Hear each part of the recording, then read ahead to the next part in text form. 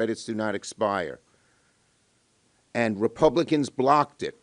Not once, not twice, but 13 times throughout the year. 13 times they voted against our extensions of the ACA credits. 13 times. We tried over and over again. Then we tried 1 year. We tried 2 years. We tried 3 years. We tried everything. They kept saying no.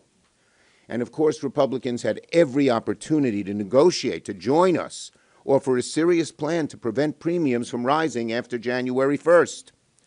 Instead, today Republicans voted down the only plan that would have stopped the premium spikes, while having no plan of their own.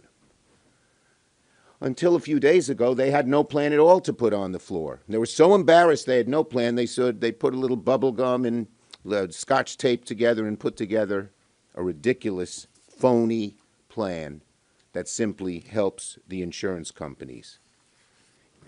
It was a list of right-wing wish list: more junk insurance, fewer protections, restrictions on women's health care. Their plan, their junk insurance plan, it's called a junk insurance plan, has been ridiculed over and over and over again. And it couldn't even pass the Republican Senate. Today, actually, our proposal got more votes than theirs. Our vote actually had a majority. Theirs did not. Or theirs, no, our vote had a majority and was bipartisan, and theirs was not. After today's vote, the American health care crisis is now 100% on Republican shoulders. On January 1st, premiums are going to go up. All of us have had people crying in front of us, in our arms, saying, what are they going to do when they've cut off the money that pays for my daughter's cancer treatment? What am I going to do? They've told me that my dad or mom is going to be kicked out of their nursing home, which is going to close. What am I going to do when I have to change doctors who I've worked with for years on curing a disease that my spouse has? Well, coverage got a lot harder to afford, and families are facing a lot of impossible, horrible choices. And Republicans owned every bit of it because of the way they voted today. Shameful. Shame on them. They all seem to, so many of them seem to be in a bubble. You know, we know Trump's in a bubble when he calls affordability a hoax. And he says he doesn't want to do anything to help people with health care. They're in a bubble too. The suffering of people is going to be enormous and heart-wrenching. How can Republicans look themselves in the mirror knowing they have to go back home and tell people over the holidays, I voted to send your premiums up, Republicans are going to say. They're going to say they voted, are they going to tell their constituents they voted to double their monthly premiums? Are they going to tell their constituents they voted to kick you off insurance? Are they going to tell their constituents, I voted to get you sick and go broke? Because that's what Republicans did by blocking a clean extension of the tax credits. When families open their health insurance bills in January and see the sky-high premiums staring back at them, they will know. The American people will know that Democrats fought to stop these hikes, but Republicans fought to guarantee that they happen. Republicans blocked the solution. They blocked the backup solution. They blocked any negotiations, no matter how hard we tried. And now the next chapter begins. Republicans will have to answer to the American people, explain to the country why they chose higher health care costs over real solutions. Republicans must answer for why people will lose coverage. Republicans must answer why families see premiums double and triple over the next year. Democrats' focus does not change. We fought like hell to stop these hikes, and we're going to continue to fight like hell to bring costs down for the American people on health care, on housing, on electric rates, on groceries. But Republicans are fighting like hell to send those costs right through the roof. They're fighting like hell to kick people off insurance. They're fighting like hell to cut taxes and give sweet giveaways to billionaires and the ultra-rich. January 1st is coming. Republicans are responsible for what happens next. This is their crisis now, and they're going to have to answer for it. Senator Klobuchar. All right. Thank you very much, Senator Schumer. And this is it. 13 times, not their lucky number. 13 times they rejected this. 13 times with the American people. So when that farmer, soybean farmer in Minnesota, says to me he sees nothing but a perfect storm of ugly because of the tariffs, because of the input costs for his farm equipment, and because of his health care premiums, I'm going to tell them 13 times we tried to do this. You have already seen how the public feels about this, whether it is the Virginia and the New Jersey governor's races, whether it is the statewide Georgia races, including a recent legislative race there. They said enough. They want us to be working together to do something about their health care. And we have given them the opportunity so many times. The straight extension. And we would like to do a lot more, believe me. Reverse the cuts from the big, beautiful betrayal of the bill when it comes to Medicaid. Do something more on my legislation for negotiation of prescription drugs so we could do that faster. Public option, you name it. There's a lot of choices here. But right now, we have an immediate crisis. And as Senator Schumer pointed out, this is not a January thing. It's going to be set by then. This is not a February thing. This is a now thing. And they not only rejected this 3 years, despite 4 of them, including a very conservative Republican voting with us today, they also rejected a 2-year. They also rejected a very clear vote on a simple 1-year extension that basically would have been the same amount of money as they sent to Argentina. So I don't know how they explain to that soybean farmer in Minnesota that it was more important for them to send money to Argentina for one of the president's buddies than it is to help people with their health care. 75% of the people on these plans are in red states. They're in states that Donald Trump won. So I am not surprised that 4 of our colleagues voted with us. What I'm surprised by is that we didn't get that extra 9 that we needed, who behind closed doors, or as you've heard talk in the House, know that we have to do something about this right away. Senator Schumer and I have heard from so many people in our states and throughout the country. Here's one we just heard from yesterday, Virginia. Aaron and his wife, cancer survivor, are going to see their premiums double.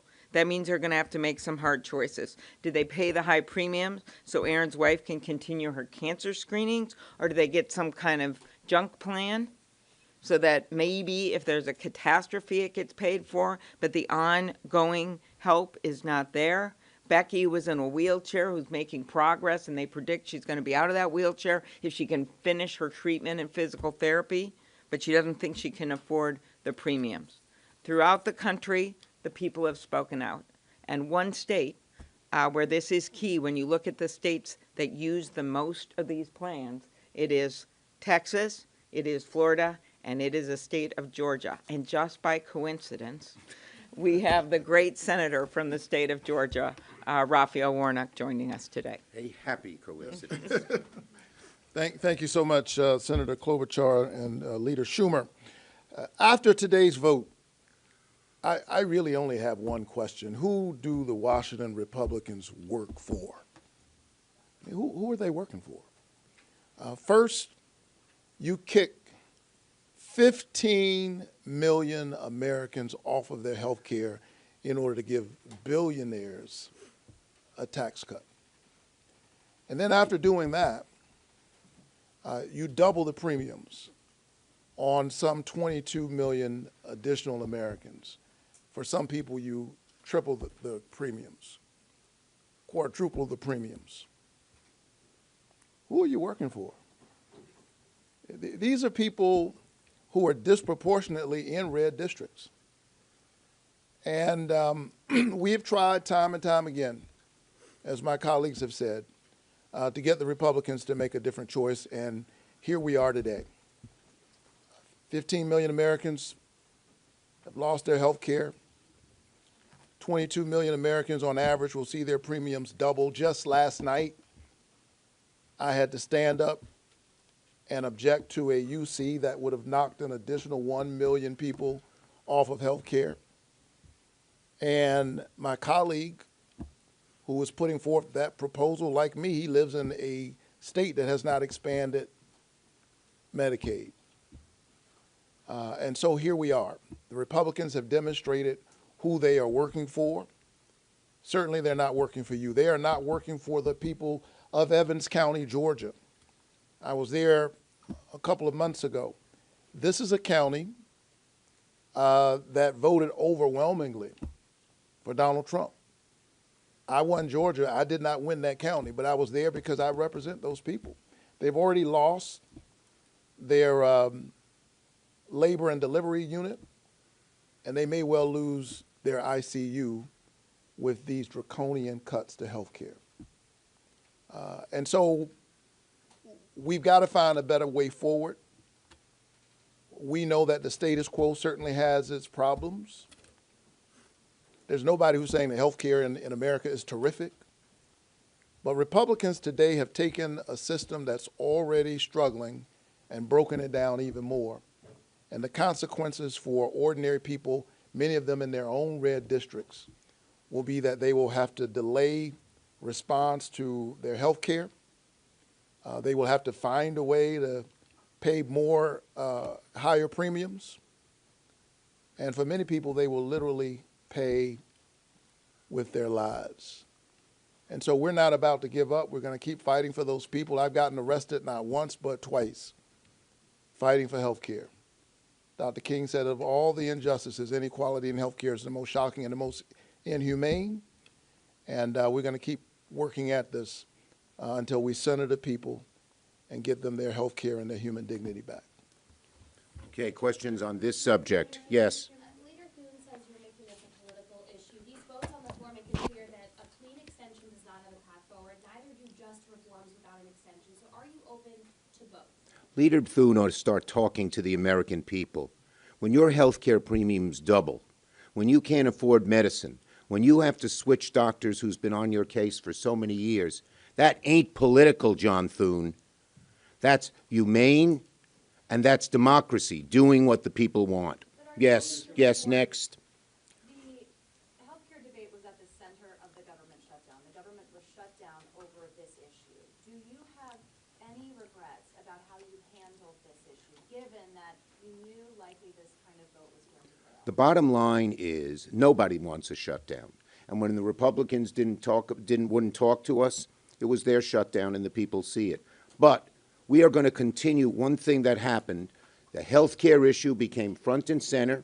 The American people saw who was on their side and who isn't, and we are going to keep fighting as a unified caucus to get better health care for the American people, as Reverend Warnock said, plain and simple. Yes, next question. Look, the Republicans voted against this 13 times. The onus is on them. Yeah. Yes. When I talk to the Republicans, they keep coming back saying, well, this is representative of Obamacare failed. What do you say about that, saying that they're just trying to extend this, trying to Yeah, speak to the, failed program? you know, they're in their own political bubble. They're so ideologically wrapped around this axle. Go talk to the people. 55% of Trump voters want us to extend the ACA. The American people want this in red states, in blue states, in purple states, northeast, southwest. It's universal. Look at the election results. Look at the election results from one end of the country to the other. The Republicans try to call it political because they don't have an answer. They're busy fighting with each other. They got 15 different plans, none of which can get close to a majority of support in their caucus. Yes. Republicans have cited the fraud, and they point to this Government Accountability Office report that came out recently, in which they have submitted a bunch of the applications for the ACA subsidies, and 90% of those were approved. Why do you guys not want to address the fraud as part of a compromise that is a potential path to doing it? They have not. There is no compromise when both Leader Thune and Leader Johnson say they're totally against extending the ACA credits, which is going to come crashing down on people in 20 days, and they say they are not for it at all. Okay? That's the bottom line here. Yes. A number of Senate Democrats have said today that it's hard right now, given the noise around the opportunity to come together and have a bipartisan conversation on healthcare, what opportunities that? Well, look, first of all, you know, the toothpaste is out of the tube. Once January 1st comes and everyone is locked into their insurance proposals, you can't put the toothpaste back in the tube. They want to talk about health care in general and how to improve it. We're always open to that. But do not want what they want, favoring the insurance companies, favoring the drug companies, favoring the special interests, and turning their back on the American people. Okay? We'll take the last one. In the House, there is an effort for a discharge petition, and that is getting Republican interest on the House side for a one-year extension. There's a couple different options. The timing on that is a little tricky, but Oh, yeah. right, to say the least. But in theory, if the House manages to bring up a one-year extension, would you want the Senate to come back? Let's see I'm not going to prejudge what the House does. Let's see if they can pass anything. Right now, Johnson has said he's against any extension of ACA for 3 years, 2 years, 1 year, 12 months, 10 months, 8 months, 1 week, 1 day. He's not for any of it. Even with some of their reforms. But Senator Schumer's office has been open. I know, I walk in there. The door is open for them all this year. Over and over. We proposed a one-year plan, Yeah, and we- they turned it down. It was We you- had them vote on it. So this idea that they suddenly, in the last minute, more power to them. But if they're going to come forward, then they need to get unified come forward. This is not Well, the happening. discharge petition and the fact that we got a bipartisan vote here today shows you that they're on the wrong side of the issue, that the American people, their own constituents, are with us. And we're not asking them to stand with us. We're asking Republicans to stand up for their own constituents. This is such a crisis, and they're busy playing games. And you can see where the votes are in the country and even here in the Senate. We're getting some bipartisan support for our proposal, but the leadership of the Republican Party and Donald Trump are against any extension of ACA credits. And after January 1st, as I said, the toothpaste is out of the tube. They care more about pissing off Donald Trump than they do their own constituents. Have you guys talked to the president? Have you called Donald Trump? He has called. Yes, I have, and when we talked to him, he said, I need a whole new ACA. When was that? At our meeting, at our meeting. You know, this wasn't be clear, this wasn't a separate phone call, Leader Schumer. Since That was the September- last, That was at the. Come back and explain, this is important, Senator Schumer. Yeah. I am talking about when Hakeem and I met with him. In September. Yes, and since then, all his public statements have said he is not for extending the ACA credits. Once he began to say it, and then he retracted the next day. And instead of spending this week working on this or last week, Yeah. he's going off saying that affordability is a hoax. This is not a president that's coming to try to find any kind of a compromise or work with us on this, and the American people see right through it. But so do they have to wait a year until something happens? Ask them. Ask the Republicans.